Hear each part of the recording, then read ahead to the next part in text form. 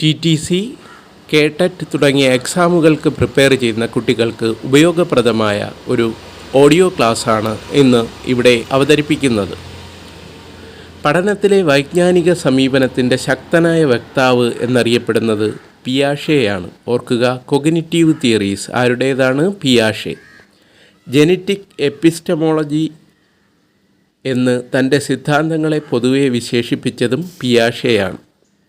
പിയാഷെയുടെ അഭിപ്രായത്തിൽ വൈജ്ഞാനിക ഘടനയുടെ അടിസ്ഥാന ഏകകം എന്ന് പറയുന്നത് സ്കീമയാണ്.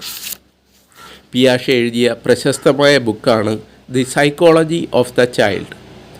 പിയാഷെ എഴുതിയ മറ്റു പ്രശസ്തമായ ബുക്കുകൾ the psychology of intelligence, the language and thought of the child, ഇതെല്ലാം പിയാഷെയുടെ പുസ്തകങ്ങളാണ്. സ്കീമകളുടെ ഒരു ശ്രേണിക്ക് പറയുന്ന പേരാണ് സ്കീം. ജൈവാനുകൽപ്പനം, ബയോളജിക്കൽ അഡാപ്റ്റേഷൻ എന്ന ആശയം ഉപയോഗിച്ച മനഃശാസ്ത്രജ്ഞനും പിയാഷെ ആയിരുന്നു. വൈജ്ഞാനിക ഘടനയിലുള്ള പരിചിത സ്കീമയുമായി ബന്ധപ്പെടുത്തുന്ന വഴി അപരിചിതമായ സ്കീമയെ പരിചിതമാക്കി മാറ്റുന്ന പ്രക്രിയയെ സ്വാംശീകരണം എന്നാണ് പറയുന്നത്. വ്യക്തിയെ പരിസരവുമായി സമയോജനത്തിന് സഹായിക്കുന്നത് എന്താണ്? സ്കീമകളാണ്. മനോവികാസത്തിൻ്റെ വൈജ്ഞാനിക വികാസത്തിൽ നിന്ന് ഭാഷ ഉദ്ഭവിക്കുന്നു എന്ന് പറഞ്ഞത് പിയാഷെയാണ്. പിയാഷെയുടെ വൈജ്ഞാനിക വികസന മാതൃകയുടെ പ്രധാന ലക്ഷ്യമെന്ത്? ചിന്തനത്തിനുള്ള കഴിവ് വർദ്ധിപ്പിക്കുക.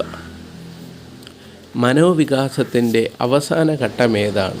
ഔപചാരിക മനോവ്യാപാര ഘട്ടമാണ്. സ്കീമകൾ വൈജ്ഞാനിക ഘടനയുടെ ഒരു അവിഭാജ്യ ഘടകമാക്കി മാറ്റുന്ന പ്രക്രിയയെ പറയുന്ന പേരാണ് അധിനിവേശം. വൈജ്ഞാനിക വികസന ബോധത മാതൃക വികസിപ്പിച്ചെടുത്തത് പിയാഷെയാണ്. പിയാഷെയുടെ അഭിപ്രായത്തിൽ ഒരു കുട്ടി അനുകരണത്തിലൂടെ യാന്ത്രിക ബോധം സ്ഥാപിക്കുന്ന ഘട്ടമേതാണ്? ഇന്ദ്രിയ ചാലക ഘട്ടം, സെൻസറി മോട്ടോർ സ്റ്റേജ് എന്ന് പറയും. Thanks for watching. For more educational videos, please subscribe our channel. This is your Ramesh Amnath signing out.